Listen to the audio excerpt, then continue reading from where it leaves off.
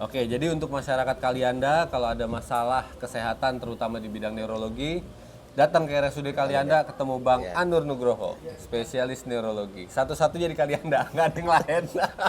Halo teman-teman, jumpa lagi dengan saya Dr. Abirama, spesialis neurologi.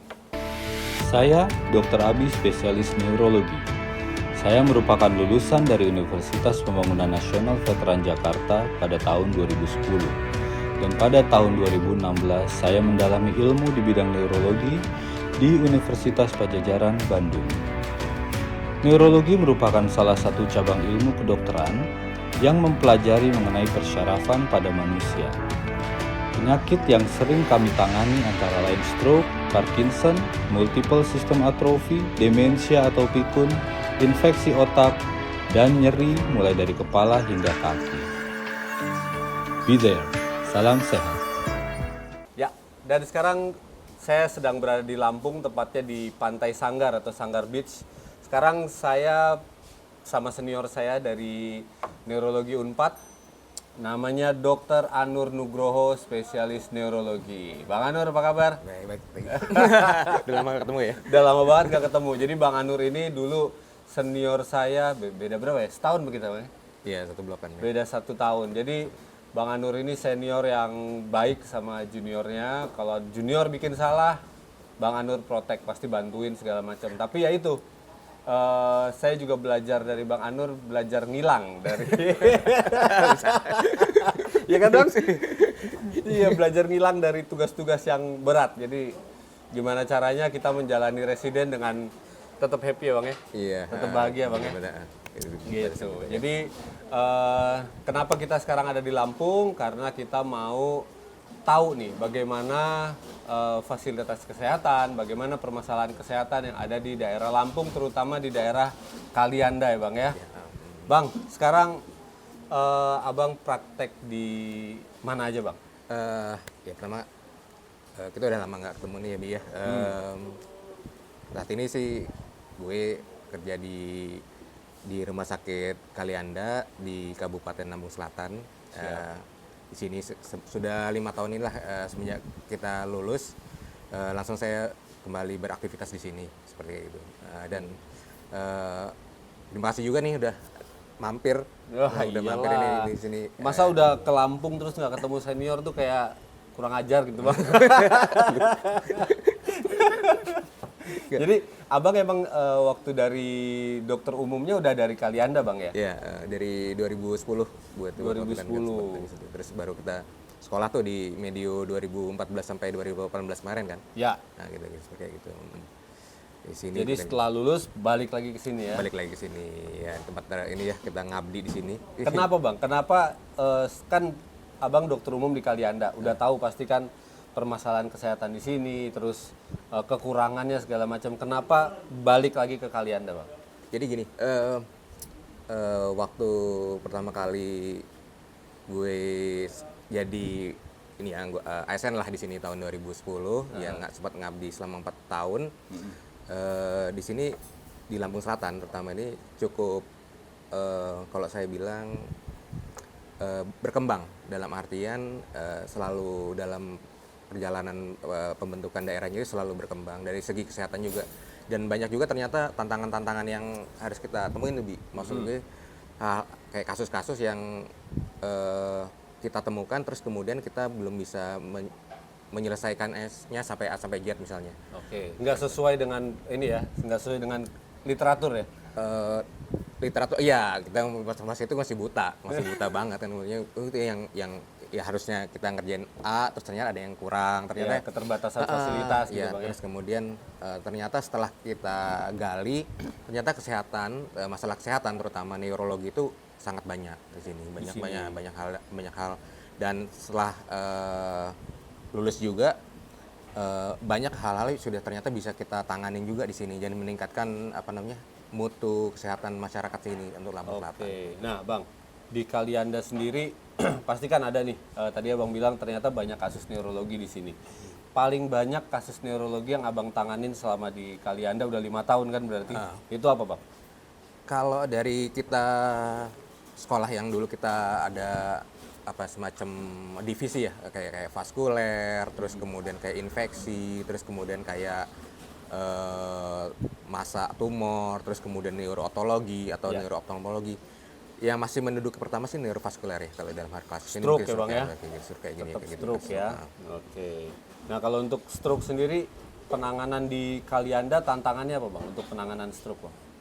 Untuk penanganan stroke yang pertama sama seperti kita sesuai dengan ini ya, garis-garis besar penanganan stroke untuk di nasional ya, bahwa deteksi dini itu yang pertama yang menjadi tantangan dia sebenarnya. Maksudnya pertama kali orang itu onset terkena gitu kan, jadi itu juga masih menjadi tantangan di sini karena kan suatu daerah pun masih misalnya sistem pengenalan dini stroke itu masih minim. Misalnya pasien datang ternyata sudah berapa hari, terus kemudian misalnya sudah ada komplikasi baru berobat seperti kayak gitu kan, atau misalnya pengenalan misalnya hanya masalah-masalah stroke kan kita nggak harus lemah ya, misalnya kayak kesemutan, tingling seperti kayak gitu. Nah itu belum terdeteksi dengan maksimal ya mungkin di sini. Oke, berarti mungkin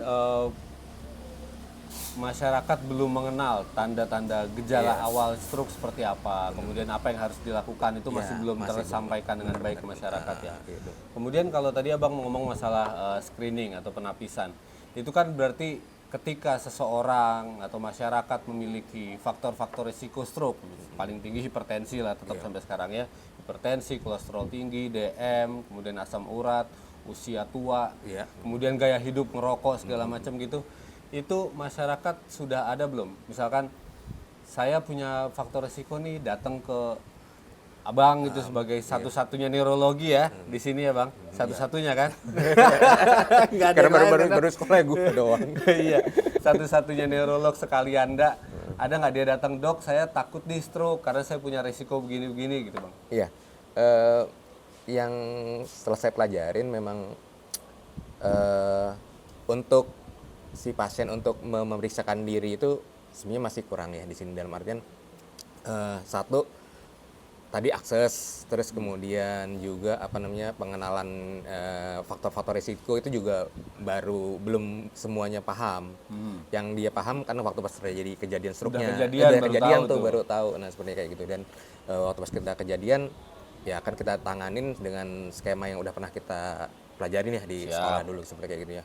Apa kita ikut fisioterapi dengan obat terus apa, nah seperti itu paling gitu aja. Oke. Nah, ada nggak sih Bang usaha misalkan dari pemerintah daerah atau dari RSUD gitu, karena kan pasien-pasien darah tinggi DM gitu kan biasanya memang bukan kontrolnya ke neuro awal kan, pasti ke penyakit dalam nih. Iya. Nah kalau misalkan pasien kontrol ke penyakit dalam gitu, ada faktor-faktor risiko untuk vaskuler, pernah nggak dikonsul gitu atau ketika nunggu di poli penyakit dalam dikasih edukasi bahwa begini gitu, ada nggak Bang? Iya, kalau untuk sistem di Rumah Sakit Kalianda untuk Lampung Selatan sendiri itu kalau istilahnya kalau kita bilang sistem inilah konsultasi ya seperti itu tuh sudah berjalan dengan bagus ya. Cuman tadi itu yang itu terjadi hanya di rumah sakit. Nah, fase rumah sakit, sedangkan tadi masalah di penapisan itu masih belum gitu kan. Jadi dari puskesmas belum ada tuh. Belum ada tuh seperti itu. Cuma waktu sudah kejadian baru ada. Baru ada. Oke. Gitu. Kalau ada kasus perdarahan terus tidak respon dengan terapi farmakologis gitu ya, dikasih obat-obatan, nurunin tekanan intrakranial, nggak ada respon kan, tadi salah satunya Abang ngerjain konsul ke bedah saraf. Iya. Nah, kalau CT scan-nya aja belum ada, dokter bedah saraf gimana kerjanya, Bang? Enggak, itu kita konsulnya ke provinsi.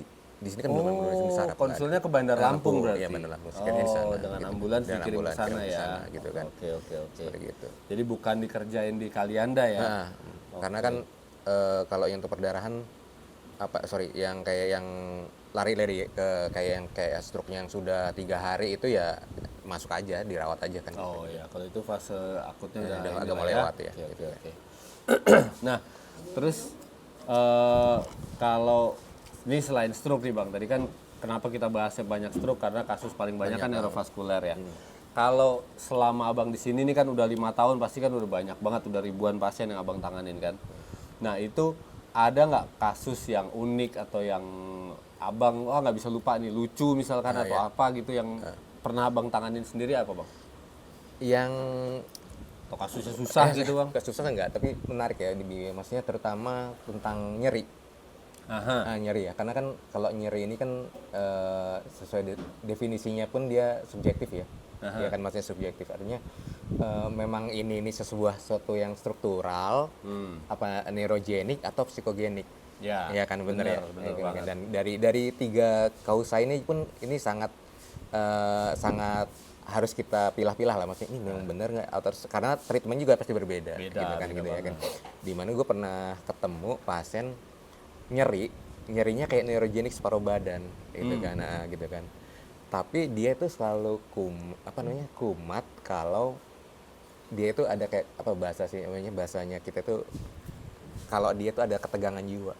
Oh, oke. Ketegangan Stres, jiwa ya? ya ada stresor psikologis gitu kan. Nah, dia selalu nunjuk kiri gitu, jadi nunjuk kiri. Jadi waktu pertama kali gue nanganin dia, ini neurogenik kayak apa nyeri sentral nggak kira-kira gitu sentral, kan, begini. ya. Tapi ternyata itu nggak ada tidak ada yang sifatnya faktor resikonya, stroke nggak, dikontensinya normal-normal aja gitu kan, seperti kayak gitu kan.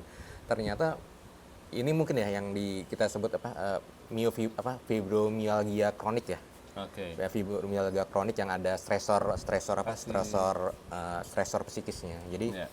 ternyata setelah kita gali memang ada ada semacam, kalau saya bilang sih ketegangan jiwa yang mempresipitasi dia saat dia itu kumat.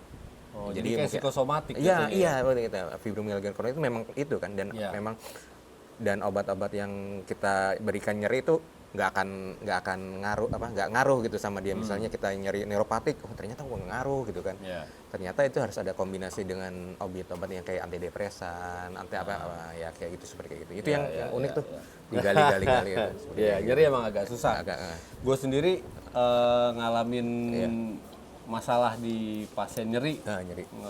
Bini gua. jadi gua kan di Bogor sama di Depok kan tertarik dengan pain intervention pain Bang ya. ya. Jadi memang masih sederhana sih, gua masih pakainya USG, kemudian nyuntik di poin-poin nyerinya. Iya, trigger. Nah itu ya bini gua tuh punya sakit punggung, ya kan. Kalau diperiksa tuh kayak isialgia sebenarnya. Iya, Ya kan? Jadi Nah, neuropatik pain ya. Nah, pasien-pasien isialgia yang gue diagnosis itu gue lakuin pain intervention, nyuntik di sacroiliac joint segala macam, hasilnya bagus. Tapi gue ngerjain bini gue bang, astagfirullah, udah ngerjain beberapa kali nggak ada perubahan. Ketegangan jiwa kali bro. Ketegangan jiwa, gue aja yang tegang kayaknya. Soalnya gini, tiap gue nyuntik bini gue, dia kesakitan nih, dia teriak gitu ya, gue berhenti bang, gue cabut lagi itu si jarumnya. Iya, nggak tega gue. Jadi kadang gue juga ragu-ragu nih sebenarnya si jarumnya udah nyampe atau belum, karena kenapa kita di kedokteran itu boleh tidak mau menerima pasien yang keluarga sendiri kan karena gitu bang, ada unsur emosional yang kadang mempengaruhi judgement klinis kita kan.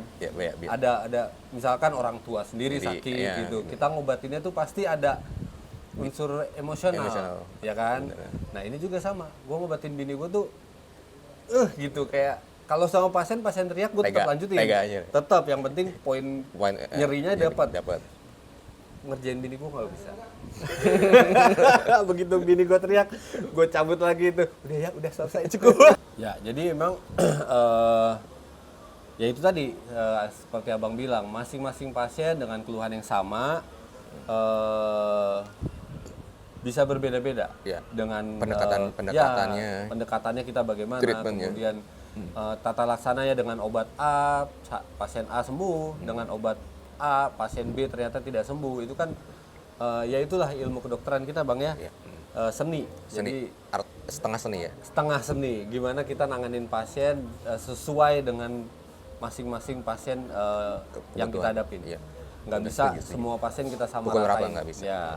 Makanya itu penting banget nih kalau pasien ada masalah kesehatan, jangan cuma dengar oh si A kemarin tetangganya misalkan, iya tuh, tetangganya sakitnya sama Iya, nih, iya. minum obat ini sembuh. sembuh.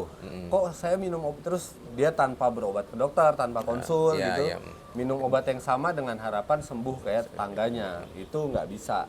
Jadi ini masih jadi problem di masyarakat kita bang ya, Iya benar.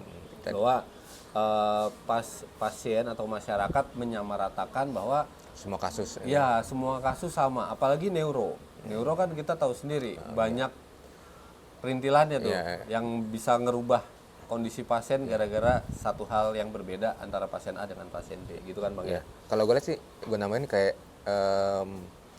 diferensial diagnosa itu memang nyata gitu. Maksud saya tuh dengan keluhan X gitu, misalnya lemah gitu. Itu nggak semuanya juga full rata ya stroke kan, Ya. atau lumpuh itu ya mau bel palsi atau semuanya jangannya stroke, jangan nyata ya bel palsi, jangan hanya neuritis vokal atau ada yang lain atau Ya.